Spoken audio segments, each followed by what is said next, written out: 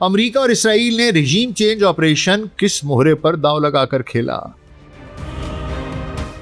کیا ایران کے سابق صدر موساد کے ہاتھوں بک چکے تھے؟ ان کے گھر کے باہر ایئر سٹرائک کیا انہیں مارنے کی بجائے ہاؤس اریسٹ سے آزادی کے لیے تھی؟ احمدی نژاد کی کہانی کیا ہے؟ سیاسی عروج سے گمنامی تک کا سفر، خامنائی کی آنکھوں کے تارے سے رجیم کے نقاد تک کا سفر، صدارتی محل سے ہاؤس اریسٹ تک کا سفر۔ اسرائیل امریکہ پلان کی بنیادی غلطی کیا تھی؟ اس وقت اس انفارمیشن کو کیوں لیک کیا گیا؟ کیا یہ جان بوجھ کر کیا گیا؟ کیا اس کا مقصد احمدی نژاد کو پھنسانا ہے یا IRGC کو کنفیوز کرنا؟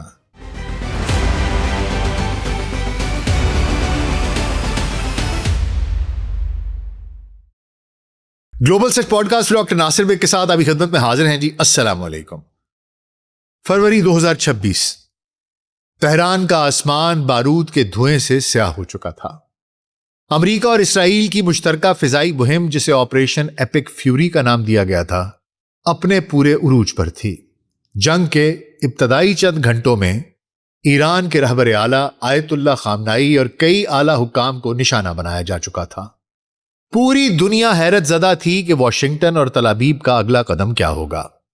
اسی دوران امریکی صدر چچا ٹرمپ نے ایک عوامی بیان دیا کہ کتنا اچھا ہو اگر ایران کے اندر سے ہی کوئی شخص اقتدار سنبھال لے۔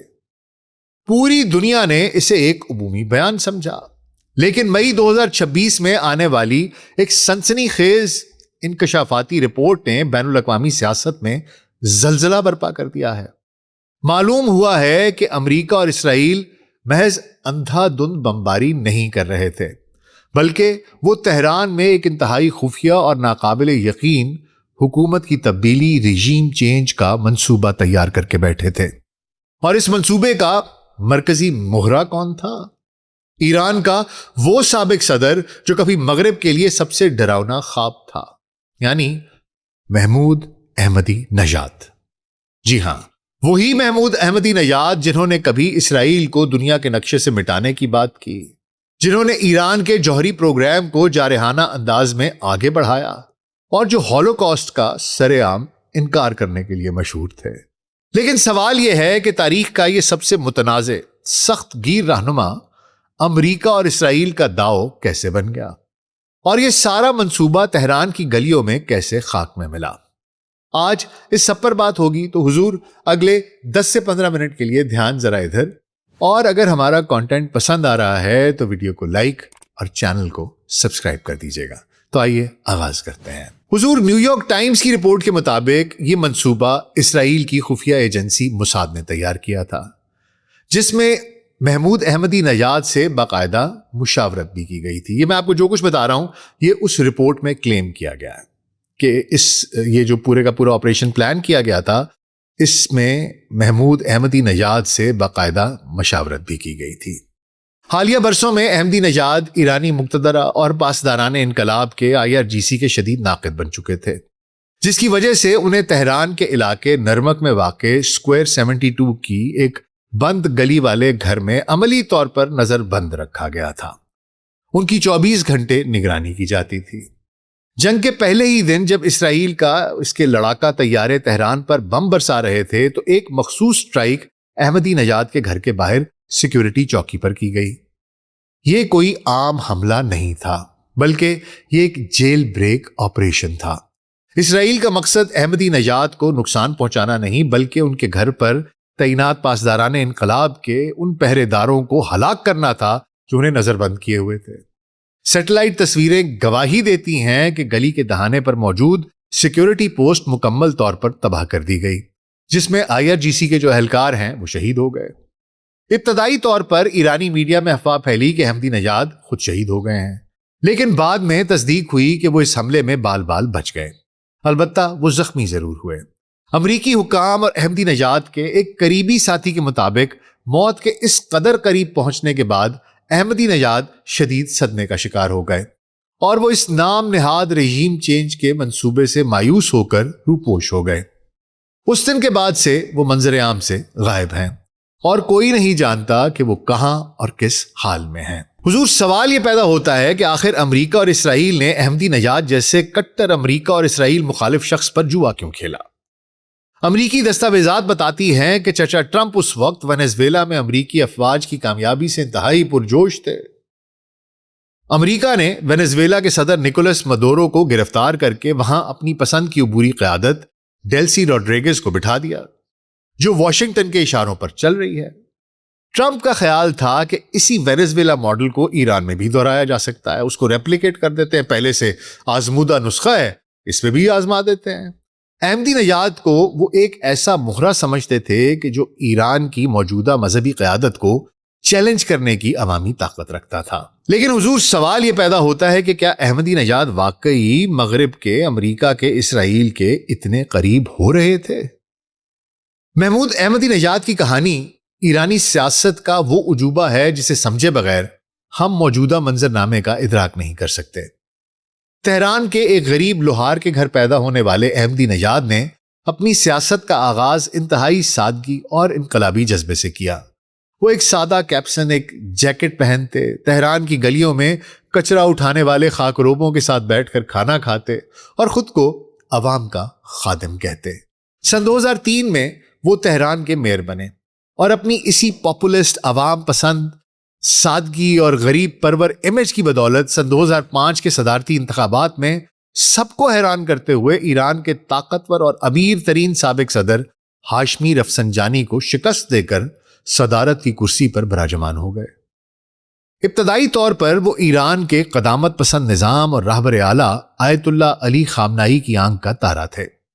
ان کے دور میں ایران نے مغرب کو آنکھیں دکھائیں، جوہری سینٹریفیوجز کو ان کی جو ڈیولپمنٹ کی رفتار ہے وہ تیز سے تیز تر ہو گئی، اسرائیل کے خلاف سخت ترین زبان استعمال کی گئی، لیکن قدرت کو کچھ اور ہی منظور تھا۔ صدارت کی دوسری مدت تک پہنچتے پہنچتے اس لوہار کے بیٹے کے سر میں وہ سودا سمایا جس نے ایران کی سب سے بڑی سیاسی بغاوت کو جنم دیا، یعنی سپریم لیڈر کی اتھارٹی کو چیلنج کرنا۔ سن 2011 میں یہ وہ سال تھا جب ایرانی سیاست کی تاریخ کا سب سے بڑا بحران پیدا ہوا۔ احمدی نژاد اپنے چیف آف سٹاف اسفندیار رحیم مشائی کے زیر اثر صدارتی اختیارات کو انٹیلیجنس اور سیکیورٹی اداروں پر بھی مسلط کرنا چاہتے تھے۔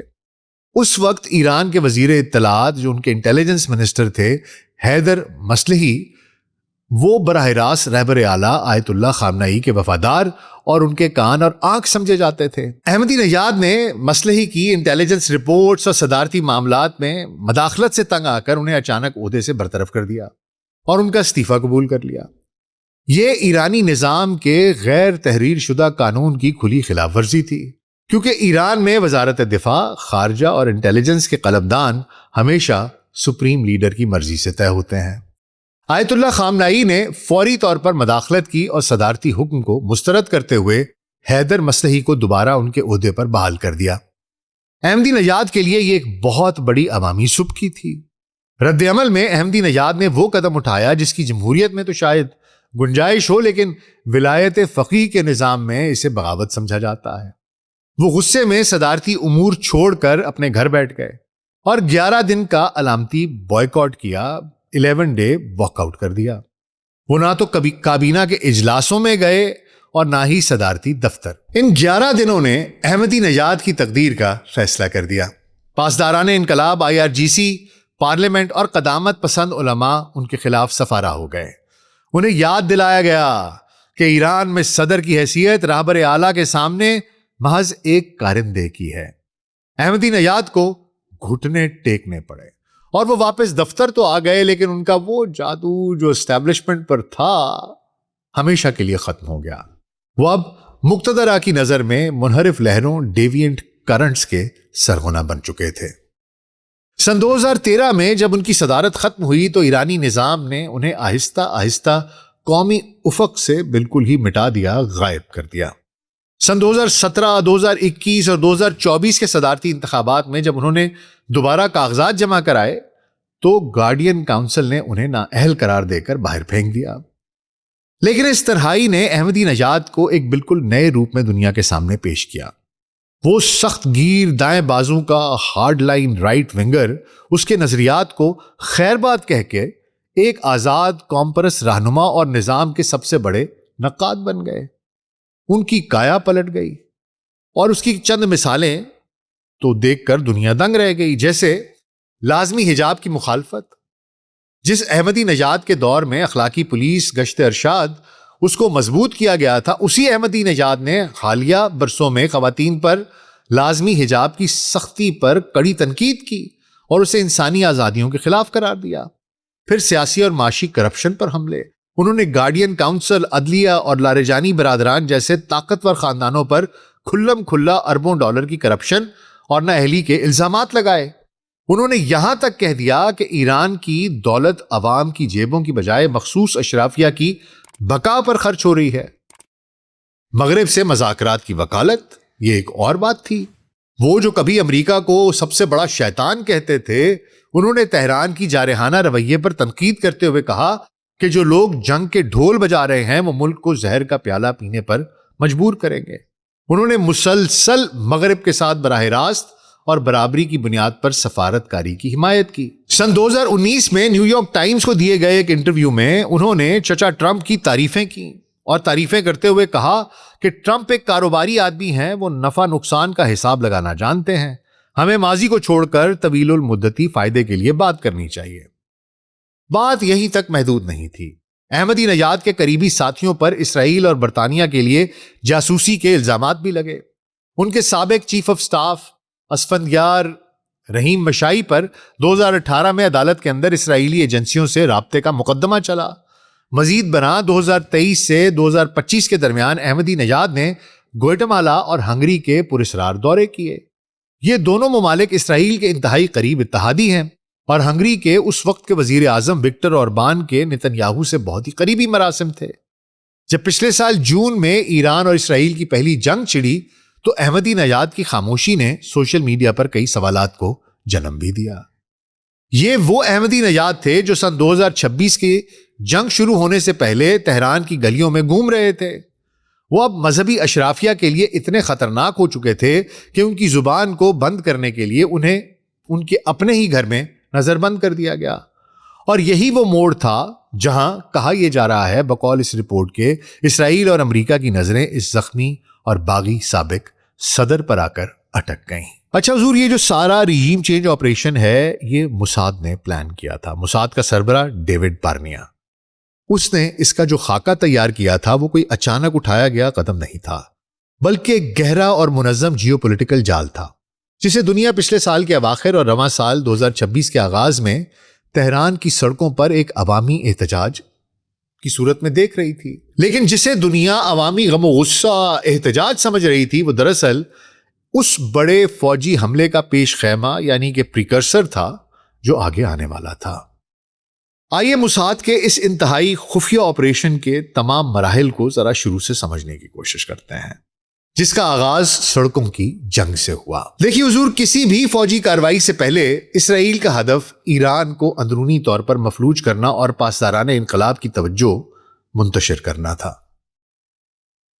رواں سال کے آغاز میں ایران کے مختلف شہروں میں اچانک بڑے پیمانے پر حکومت مخالف پرتشدد مظاہرے پھوٹ پڑے۔ بظاہر یہ معاشی بدحالی کے خلاف عوامی غصہ تھا، لیکن ایرانی اور بین الاقوامی انٹیلیجنس دستاویزات گواہی دیتی ہیں کہ ان مظاہروں کے پیچھے موساد کا نیٹ ورک متحرک تھا۔ جب ایرانی حکومت نے مظاہرین کو منظم ہونے سے روکنے کے لیے ملک بھر میں انٹرنیٹ بلاک کیا تو موساد نے ایک انتہائی جدید ترین انٹیلیجنس ہتھیار استعمال کیا۔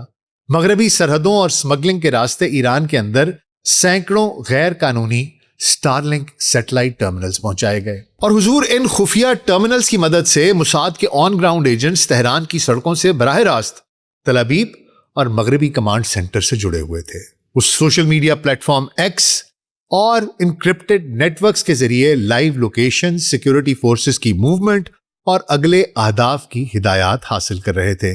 یہ مظاہرے دراصل ایرانی سیکیورٹی اداروں کی صلاحیت کو جانچنے کا ایک لائیو ٹیسٹ تھے تاکہ ملکی دفاع کو کمزور کر کے حملے کا راستہ صاف کیا جا سکے۔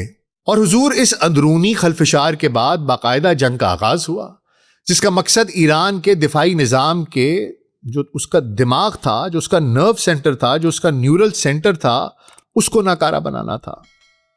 سب سے پہلے امریکہ اور اسرائیل کی نیوی اور ایئر فورس کے اسٹیلتھ طیاروں نے ایران کے زیر زمین میزائل شہروں جو انڈر گراؤنڈ میزائل سٹیز تھیں، اس کے علاوہ نتانز اور فوردو کے جوہری تنصیبات پر ہزاروں ٹن بارود برسایا تاکہ ایران کا بیلسٹک دفاعی نظام یکسر تباہ ہو جائے۔ تہران میں رہبر اعلیٰ کے کمپاؤنڈ پر ایسی پن پوائنٹ سٹرائکس کی گئیں جنہوں نے پلک جھپکتے ہی آیت اللہ خامنائی اور ان کے ساتھ جو موجود اہم ترین مشیر تھے ان کو شہید کر دیا۔ مقصد یہ تھا کہ ایرانی فوج کو کمانڈ دینے والا کوئی باقی نہ رہے، لیڈرشپ کا ایک بحران پیدا کر دیا جائے۔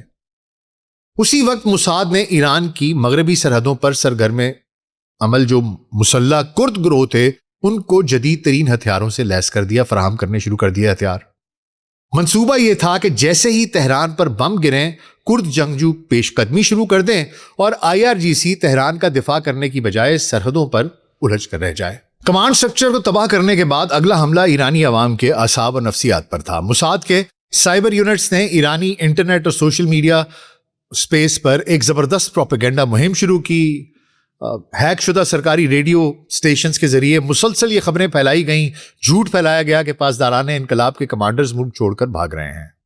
اس مہم کا بنیادی مقصد ایرانی عوام اور نچلے درجے کے فوجیوں کے اندر مایوسی کا زہر گھولنا تھا تاکہ وہ یقین کر لیں کہ اب تہران کی حکومت ان کی حفاظت کرنے کے قابل نہیں رہی اور مزاحمت کا ہر راستہ بند ہو جائے۔ اچھا حضور، جب یہ زمین تیار ہو گئی تو آخری مرحلے میں تہران کے تخت پر قبضے کی باری تھی۔ اس میں سب سے پہلے تو امریکی اور اسرائیلی حملوں نے ایران کے پاور گریڈز اور مواصلاتی نیٹ ورک کو مکمل طور پر مفلوج کر دیا تاکہ قانون نافذ کرنے والے اداروں کی گرفت ختم ہو جائے۔ اس بدترین افراتفری اور سیاسی خلا کے عالم میں جب ایرانی عوام کسی نجات دہندہ کی تلاش میں ہوں تو محمود احمدی نژاد کو منظر عام پر لایا جانا تھا۔ اسرائیل کے جیل بریک آپریشن کے بعد احمدی نژاد کو ایک عبوری متبادل حکومت، ایک آلٹرنیٹو گورنمنٹ کے سربراہ کے طور پر پیش کیا جانا تھا، جن کا کام مغرب کے ساتھ فوری جنگ بندی کا معاہدہ کرنا اور ایران کے جوہری پروگرام کو ہمیشہ کے لیے ختم کرنا تھا۔ اب حضور ایک ذرا مختصر سا تجزیہ کر لیتے ہیں۔ دیکھیے حضور، یہ آپریشن ایپک فیوری یا جسے ایپسٹین فیوری بھی کہتے ہیں، اس کی یہ کہانی بظاہر کسی ہالی ووڈ فلم کا سکرپٹ لگتی ہے، لیکن بین الاقوامی سیاست کے ماہرین کے نزدیک یہ تاریخ کی سب سے فاش اسٹریٹجک غلطیوں میں سے ایک تھی۔ اس پورے منصوبے کا سیاسی اور دفاعی تجزیہ کر لیتے ہیں کہ یہ پلان کیوں اور کیسے اول دن سے ہی ناکامی کی طرف گامزن تھا۔ سب سے پہلے تو مہرہ غلط بساط الٹ۔ ایرانی جو پاور سٹرکچر ہے اور احمدی نژاد کی حقیقت ہے وہ جاننا بہت ضروری ہے۔ دیکھیے، امریکہ اور اسرائیل کا سب سے بڑا مغالطہ یہ تھا کہ وہ ایران کو کوئی لاطینی امریکی ملک یا صدام حسین کا عراق سمجھ بیٹھے تھے، جہاں صدر کو ہٹانے یا بدلنے سے پوری بساط لپیٹی جاتی ہے۔ ایران کا سیاسی اور دفاعی نظام کسی ایک فرد کے گرد نہیں گھومتا، بلکہ یہ ایک انتہائی بٹا ہوا اور مضبوطی سے جڑا ہوا نظریاتی طاقت کا ڈھانچہ ہے، ایک تھیوکریٹک پاور سٹرکچر ہے۔ ایران میں حکومت کرنے کے لیے جن 3 ستونوں کی ضرورت پڑتی ہے، محمود احمدی نژاد ان تینوں میں اثر و رسوخ کب کا کھو چکے تھے۔ پہلا، IRGC، یہ ایران کی اصل طاقت ہے، معیشت سے لے کر میزائل پروگرام تک سب کچھ ان کے ہاتھ میں ہے۔ کوئی بھی شخص جو ایران پر حکومت کرنا چاہتا ہے اسے IRGC کی گڈ بکس میں ہونا لازمی ہے۔ احمدی نژاد اپنے دور صدارت کے آخری سالوں میں پاسداران انقلاب اور اس کی قیادت سے شدید تصادم کا شکار ہو چکے تھے، وہ ان کے لیے ناقابل بھروسہ اور خطرہ بن چکے تھے۔ یہی وجہ تھی کہ IRGC ہی انہیں نظر بند کیے ہوئے تھی۔ ایسے میں یہ سوچنا ہی مزے کا خیز تھا کہ IRGC احمدی نژاد کو اپنے اوپر حکمران تسلیم کر لے گی۔ دوسرا، مذہبی کونسلز اور علماء جو گارڈین کاؤنسل اور کلیرکس ہیں۔ ایران میں قانون سازی اور صدارتی امیدواروں کی اہلیت کا فیصلہ گارڈین کاؤنسل کرتی ہے، جس پر کٹر مذہبی علماء کا کنٹرول ہے۔ احمدی نژاد کو یہ کاؤنسل 3 بار نااہل قرار دے چکی ہے۔ وہ مذہبی اشرافیہ کی نظر میں ایک منحرف ڈیوینٹ شخص بن چکے ہیں۔ تیسرا، پارلیمنٹ اور ریاستی ادارے ہیں۔ تہران کی پارلیمنٹ جو مجلس ہے وہ بھی احمدی نژاد کے معاشی فیصلوں اور ان کے جارحانہ انداز بیان کی وجہ سے ان کے خلاف ہو چکی تھی۔ لہٰذا واشنگٹن اور تل ابیب نے جس مہرے پر اربوں ڈالر کی جنگ کا جوا کھیلا وہ ایران کے اندر سیاسی طور پر مکمل دیوالیہ ہو چکا تھا۔ وہ ایک پاپولسٹ عوام پسند رہنما تو ہو سکتا ہے، وہ بھی صرف تہران کی حد تک، لیکن ایرانی اسٹیبلشمنٹ کے لیے سراسر اچھوت تھا۔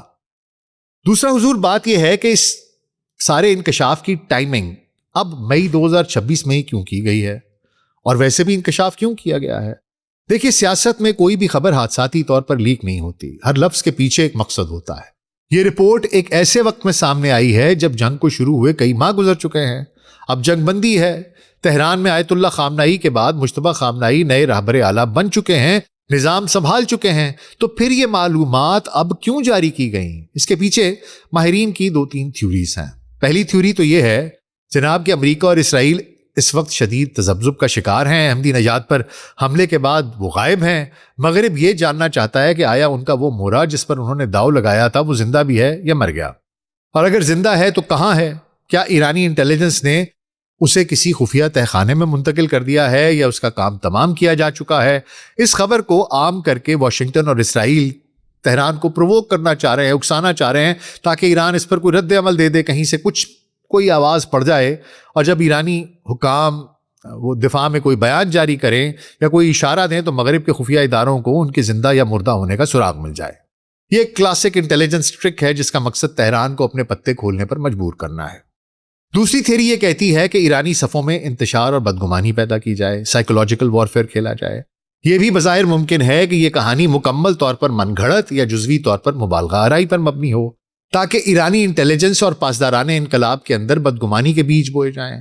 جب ایران کے موجودہ حکام یہ پڑھیں گے کہ ان کا سابق صدر اسرائیل اور امریکہ کے ساتھ مل کر رژیم چینج کا پلان بنا رہا تھا، تو ایرانی اسٹیبلشمنٹ کے اندر ایک دوسرے پر سے اعتماد اٹھ جائے گا، ہر دوسرے شخص پر شک کیا جائے گا، وہ اپنی ہی صفوں میں موجود دیگر سابق اور موجودہ رہنماؤں کو شک کی نگاہ سے دیکھنے لگیں گے۔